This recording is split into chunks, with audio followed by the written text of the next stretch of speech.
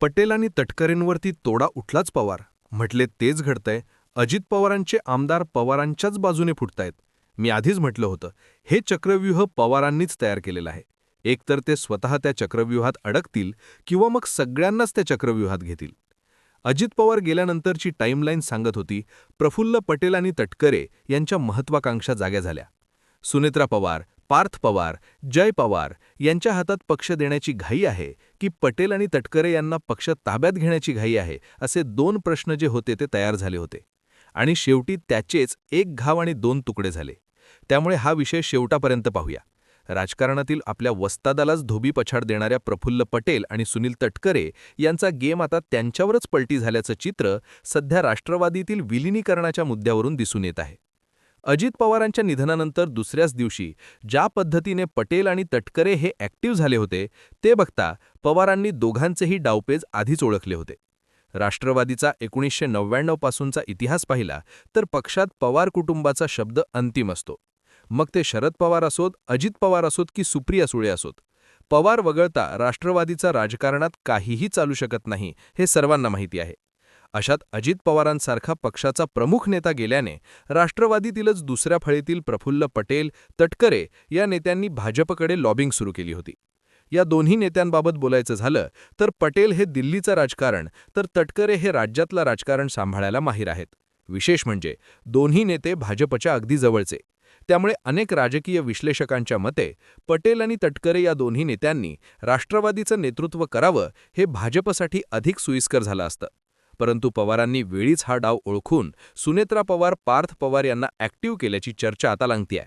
सुरुवातीला सुनेत्रा पवार यांच्या शपथविधीबद्दल आपल्याला काहीही माहिती नाही असं विधान करून पवारांनी नेहमीप्रमाणे जे बोलतात त्याच्या विरुद्ध करतात ही आपली राजकारणातील शैली दाखवून दिली. राजकीय विश्लेषकांच्या मते पवार जे टीव्हीवर बोलतात ते एक असतं, प्रत्यक्षात बॅक कॅमेरा त्यांची राजकीय खेळी वेगळी असते. जे करतात ते पवार कधीच बोलून दाखवत नाही असं म्हटलं जातं. सुनेत्रा पवारांच्या बाबतीतही तेच घडलं. अजित पवार यांच्या निधनानंतर सुनेत्रा पवार यांनीच उपमुख्यमंत्री पदाची शपथ घ्यावी यासाठी शरद पवार आग्रही असल्याचं समोर येतं. या माध्यमातून पक्षाचं सत्ता केंद्र पुन्हा एकदा पवार नावाभोवती केंद्रित होईल. शिवाय पक्ष सुनेत्रा पवारांच्या रूपाने त्यांना सर्वाधिकार असल्याचा थेट संदेश पक्षातील नेत्यांमध्ये जाईल. दुसरीकडे विलिनीकरणाच्या मुद्द्यावर थेट शरद पवारांना आव्हान देणारे पटेल आणि तटकरे यांची भविष्यातील कुरघोडी आत्ताच मोडून काढता येईल अशा पद्धतीने पवारांनी एकाच दगडात अनेक पक्षी मारल्याची चर्चा आता राजकीय वर्तुळात होतीये.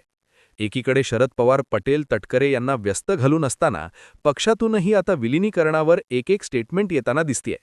अजित पवारांच्या पक्षात पटेल, तटकरे यांना विरोध करणारा एक गट आहे.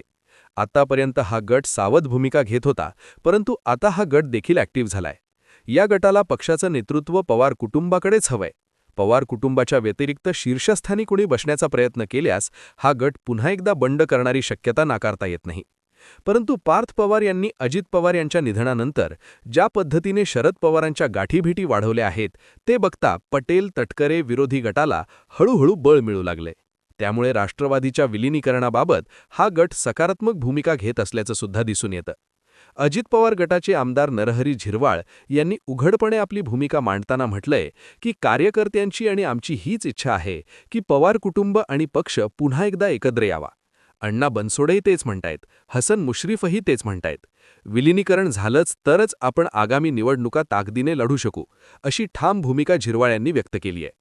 पक्षातील तळागाळातील आदिवासी नेते म्हणून झिरवाळ ओळखले जातात. त्यांनी सुरुवातीपासून विलिनीकरणाची भूमिका देखील घेतली होती. दुसरीकडे अजित पवारांचे निकटवर्तीय किरण गुजर यांनी सर्वात मोठा गौप्यस्फोट करताना सांगितलं की अजितदादांच्या हयातीतच विलिनीकरणाची 90% बोलणी पूर्ण झाली होती. 12 फेब्रुवारी ही तारीखही ठरली होती. त्यांच्या या दाव्यामुळे पटेल, तटकरे यांच्या विरोधी गटामध्ये अस्वस्थता वाढल्याचं म्हटलं जातंय. हेच विधान शरद पवारांनी देखील केलं होतं. जयंत पाटीलांनी देखील केलं होतं. अजित पवारांसोबत 8 ते 10 वेळा बैठका झाल्याचं सुद्धा सांगितलं गेलं होतं. आणि त्याचमुळे किरण गुजर यांच्या दाव्यामुळे अजित पवार गटात उघड 2 गट पडल्याचं दिसतंय. आत्तापर्यंत विलिनीकरणावर सावध भूमिका घेणाऱ्या छगन भुजबळांनी देखील आता सुनेत्रा पवार यांच्या रूपाने नवीन कॅप्टन आलेला असल्याचं सांगून विलिनीकरणाबाबत तेच निर्णय घेतील असं मोठं स्टेटमेंट दिलंय. भुजबळांच्या या वाक्यातून 2 अर्थ निघतात. सुरुवातीला भुजबळांनी सांगितलं होतं की विलिनीकरणाचा निर्णय भाजपला विचारून घ्यावा लागेल. आता भुजबळांनी सुनेत्रा पवार या निर्णय घेतील हे सांगून सिद्ध केलंय की राष्ट्रवादीबाबतचे निर्णय भाजप किंवा पटेल तटकरे यांच्या हाती नसून सुनेत्रा पवार याच पक्षाची दिशा ठरवतील. त्यामुळे पक्षातील सत्ता केंद्र पवारांच्याच हाती असल्याचा थेट मेसेज कार्यकर्त्यांपर्यंत गेला. आमदार हिरालोन खोसकर यांनी देखील आपल्यासह नाशिक आणि अहिल्यानगर जिल्ह्यातील आमदार तसेच पदाधिकाऱ्यांना विलिनीकरणासाठी पाठिंबा दर्शवल्याचं सांगितलंय. त्यांनी तसे संकेत शरद पवार गटाच्या नेत्यांच्या भेटीगाठीतूनच दिलेत. आता दुसरीकडे मुद्दा येतो तो म्हणजे सुनेत्रा पवारांचा. सुनेत्रा पवार सध्या उपमुख्यमंत्री म्हणून काम पाहत असल्या तरी पवारांनी त्यांना मार्गदर्शन करण्याची तयारी दर्शवली आहे. सुप्रिया सुळे आणि सुनेत्रा पवार यांच्यातील कौटुंबिक संवाद वाढल्याचं वृत्त अनेक माध्यमांनी दिलंय. राजकीय विश्लेषकांच्या मते यातूनच विलिनीकरणाचा रस्ता अधिक सुकर होत आहे.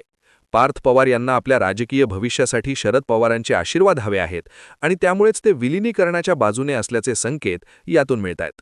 अजित पवार यांच्या जाण्यानंतर पार्थ पवार यांनी एकाच आठवड्यात तब्बल 4 वेळा शरद पवारांची भेट घेतली होती. यातील काही भेटींमध्ये त्यांच्यासोबतच रोहित पवार देखील दिसून आले होते. यातून पवार कुटुंबांच्या बॉन्डिंगची चर्चा जोरात झाली. अशात जर विलिनीकरणाचा निर्णय घ्यायचाच झाल्यास त्यासाठी सुनेत्रा पवार आणि पार्थ पवार यांचे आढेवाढे घेणार नाहीत असं मत राजकीय वर्तुळातून व्यक्त होत आहे. शरद पवारांनी अतिशय शांतपणे तटकरे आणि प्रफुल्ल पटेल यांच्या भोवती राजकीय चक्रव्यूह रचलाय. विलिनीकरणाची प्रक्रिया अंतिम टप्प्यात असताना तटकरे आणि पटेल यांनी माघार घेतल्याचा मुद्दा शरद पवार गटाने विशेषतः जितेंद्र आव्हाड आणि जयंत पाटील यांनी जनतेसमोर मांडला. त्यामुळेच हे दोन नेते स्वतःच्या फायद्यासाठी पवार कुटुंबाला एकत्र येऊ देत नाहीत असा संदेश कार्यकर्त्यांमध्ये गेलाय. तटकरे आणि पटेल हे दिल्लीतील भाजप नेतृत्वाच्या अधिक संपर्कात आहेत. पवारांनी ही बाब अधोरेखित करून त्यांना पक्षापेक्षा भाजपनिष्ठ ठरवण्याचा प्रयत्न केला आणि तो अतिशय अचूकपणे चप्पख लपत बसला. अजित पवार गटाच्या आमदारांना ठाऊक आहे की शरद पवारांशिवाय त्यांना ग्रामीण महाराष्ट्रात मते मिळणं कठीणच आहे. जर विलिनीकरण झालं तर पटेल तटकरे यांचं पक्षात स्थान काय असेल या भीतीने ते विरोध करत असल्याचं नॅरेटिव्ह आता सेट करण्यात आलंय आणि ते रोहित पवार यांनी करण्यामध्ये यशस्वी देखील झाले. विशेषतः अजित पवार यांच्या अपघाताबाबत त्यांनी जी पत्रकार परिषद घेतली त्यात त्यांनी थेट नाव घेतलं नसलं तरी अप्रत्यक्षपणे पटेल आणि तटकरेंनाच आरोपीच्या पिंजऱ्यात उभं केलं. अजित पवार यांचा अपघात कशा पद्धतीने कट रचून घडवू शकतो हे त्यांनी सिद्ध करून कार्यकर्त्यांमध्ये पटेल तटकरे विरोधात संशयाचं वातावरण तयार केलंय. त्यामुळे पक्षात या दोन्ही नेत्यांबाबत आता रागाची ठिणगी पेटली आहे. अशात पटेल आणि तटकरे यांनी काही आगळी केलीच तर पक्षातून त्यांचा कडेलोट केला जाईल असं मत राजकीय विश्लेषक मांडतायत. आधीच पक्षातील आमदारांचा मोठा गट सुनेत्रा पवारांच्या नेतृत्वात शरद पवारांकडे परतण्यास तयार असल्याने हे दोघेही पक्ष एकाकी पडलेत. विलिनीकरणाच्या या प्रक्रियेत तटकरे आणि पटेल हे एकाकी पडल्यानं दुसरीकडे भाजपची देखील आता गोची झाली आहे. कारण एकट्या तटकरे आणि पटेलांच्या जीवावर पक्ष चालवता येणार नाही. ते भाजपसोबत महायुतीत सहभागी होण्याची शक्यतासुद्धा जास्तीची वाटते. महायुतीत शरद पवार सक्रिय सहभाग घेणार नसले तरी त्यांची मार्गदर्शकाची भूमिका ही भाजपला जड जाणारी ठरणार आहे आणि त्यामुळे भविष्यात शरद पवारच पुन्हा एकदा राज्याच्या राजकारणात किंगमेकर होतील. पवारांचा अंदाज तंतोतंत खरा असतोय. किम्मी म्हणजे पवार या भूमिकेशिवाय राष्ट्रवादी पूर्ण होत नाही. आता पटेल आणि तटकरे यांच्या विरोधात अजित पवार गटातच तयार झालेला दुसरा गट पवारच आमचं नेतृत्व हे सांगू पाहतोय. पाहण्यासारखा हा विषय असणार आहे. या सगळ्या घडामोडींकडे तुम्ही कसं बघता हे कमेंटमध्ये नक्की सांगा आणि अशाच राजकीय घडामोडी जाणून घेण्यासाठी आपल्या जनसंवाद या चॅनलला सबस्क्राईब करा. धन्यवाद.